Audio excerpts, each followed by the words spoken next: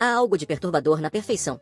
Quando você olha para um horizonte que nunca muda, para um céu que nunca nubla, para uma cidade onde os prédios são sempre os mesmos e as ruas jamais envelhecem, algo dentro de você começa a suspeitar. Um mundo sem imperfeição não é um mundo vivo. É uma vitrine. E é exatamente isso que os chapéus de palha encontraram hoje. Não é a primeira vez que Oda nos coloca dentro de um espaço que finge ser maior do que é. Desde Thriller Bark, desde as câmaras de Fishman Island, a franquia nos ensinou que as paredes sempre escondem alguma coisa, mas nunca com essa escala. Nunca com essa crueldade tão delicada. Porque o que está em jogo aqui não é só a sobrevivência da tripulação. É a pergunta que paira sobre todo o arco de Elbaf desde o início. Quem são os gigantes, afinal? E o que significa estar no território de seres que enxergam humanos do mesmo jeito que nós enxergamos formigas? Bem-vindo ao episódio de hoje. Bem-vindo à Terra dos Deuses. A cena começa com uma incongruência que os chapéus de palha ainda não perceberam. Um homem passa montado em um gafanhoto do tamanho de um cavalo. Nenhum deles pisca. Porque a essa altura da história, um gafanhoto gigante já não é o mais absurdo da lista. O que chama atenção é a pressa. O homem está atrasado, perturbado. E quando a tripulação tenta extrair informações, ele oferece apenas fragmentos, pedaços de um mundo que eles mal começaram a entender. A Terra dos Deuses, governada pelo Deus Sol. Um castelo chamado Big Stan. Um governante chamado Skat. O nome faz a tripulação se entreolhar, porque Skat eles já conhecem. É o gato gigante, o mesmo com quem tiveram o prazer nada agradável de cruzar. E agora ficam sabendo que esse ser é, nesse lugar, uma espécie de nobre. Uma figura de poder dentro de uma hierarquia que nenhum deles suspeitava existir. Aqui Oda faz algo que ele domina como poucos, transforma uma batalha anterior em contexto político. O gato que parecia um obstáculo aleatório revela uma estrutura social inteira por trás dele. E as consequências da passagem da tripulação por esse lugar começam a aparecer com uma precisão cômica devastadora. O deus da agulha, o ouriço que Nami fritou com seu bastão de clima, está com fome. Por que está morto? O ouvido deus, o coelho que Luffy simplesmente devorou como se fosse uma merenda de viagem, também não vai mais responder chamados. E o homem montado em seu gafanhoto não faz a menor ideia de quem é responsável por isso. O que se segue é uma das cenas de comédia mais cirúrgicas que Oda já construiu. O Zop tapando a boca de Luffy com a velocidade de quem treinou para isso. A tripulação inteira assoviando com inocência estudada, o tipo de inocência que só convence quem quer ser convencido. Nami se desculpando com elegância de quem claramente sabe exatamente o que aconteceu e está rezando para que ninguém pergunte mais nada. Mas então vem o aviso. Existe um templo, na direção oposta ao castelo. O templo do Deus Sol, e seus guardiões não têm misericórdia. Para qualquer pessoa razoável, isso seria uma razão para ir na outra direção. Para Luffy, é um convite gravado em ouro. Ele já foi.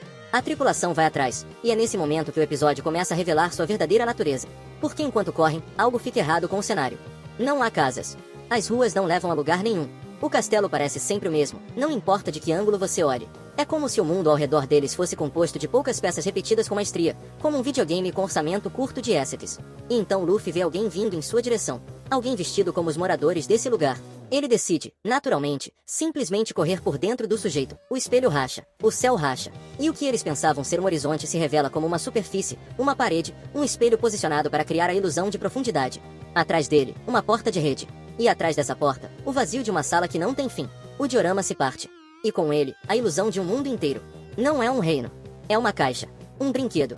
Uma maquete meticulosamente construída, habitada por animais do tamanho de prédios colocados lá dentro como peças de coleção, e humanos que viviam sem saber que seu céu tinha teto e seu horizonte tinha moldura. O silêncio que se segue é o tipo que Oda reserva para revelações que mudam o eixo da história. E então eles ouvem uma voz pedindo ajuda. Cortando a porta com força coletiva, a tripulação se reúne. O abraço de Chopper e Nami carrega todo o peso de quem ficou preso sozinho por tempo demais. E Nami, com aquela mistura peculiar de afeto e pragmatismo que a define, deixa claro que esse abraço vai ter um preço a pagar.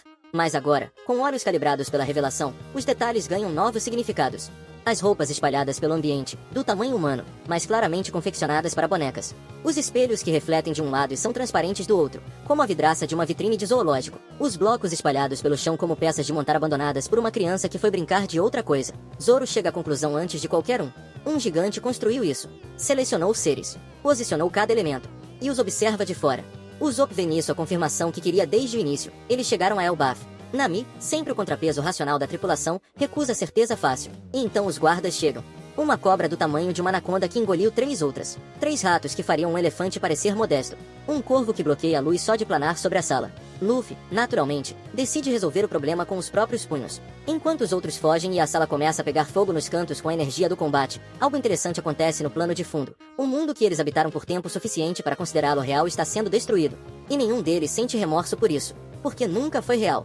A animação muda de textura aqui. O mundo ao redor de Luffy parece menos sólido, como se a realidade concordasse em dobrar um pouco para acomodar o que está prestes a acontecer. O branco dos cabelos, a fumaça que pulsa como uma chama viva, o ritmo quase musical dos movimentos que ignoram as leis da física com a descontração de quem as conhece de cor, tudo comunica que o que está acontecendo não é uma briga.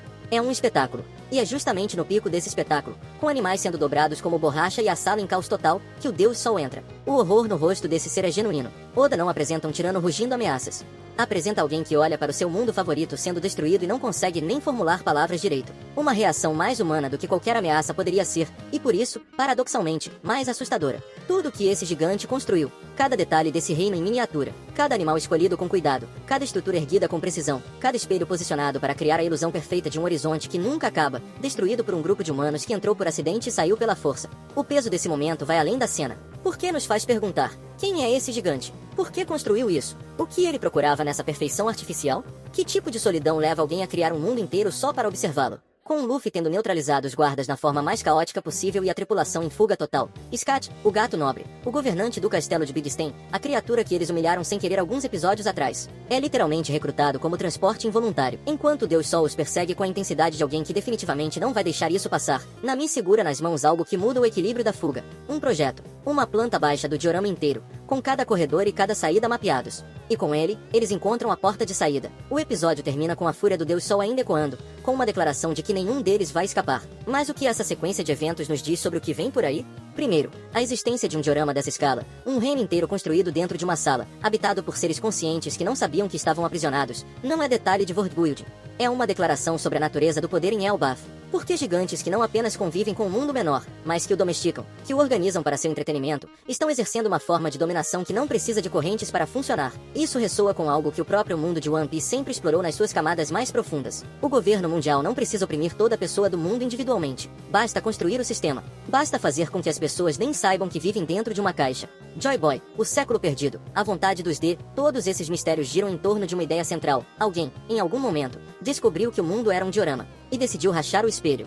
Luffy fez isso hoje, literalmente, correndo de cabeça contra um reflexo que confundiu com realidade. Sem plano, sem teoria, só instinto. E é exatamente por isso que ele é o personagem que é. Quanto ao Deus Sol, aquele ser que construiu um mundo para si mesmo e o viu desmoronar num episódio, esse é o tipo de personagem que Oda não desperdiça em vilão descartável. Existe história ali. Existe uma razão para alguém dedicar tanto esforço a criar perfeição em escala reduzida. E quando descobrirmos essa razão, é provável que a perspectiva sobre tudo o que aconteceu mude completamente. O próximo episódio vai nos colocar cara a cara com alguém que perdeu seu reino duas vezes. Uma vez quando decidiu construir um de mentira, e outra quando viu esse de mentira virar cinza. E a única pergunta que importa agora é, os chapéus de palha vão sair correndo, ou vão ficar para ouvir o porquê? Porque em One Piece, os maiores aliados sempre chegam primeiro como inimigos.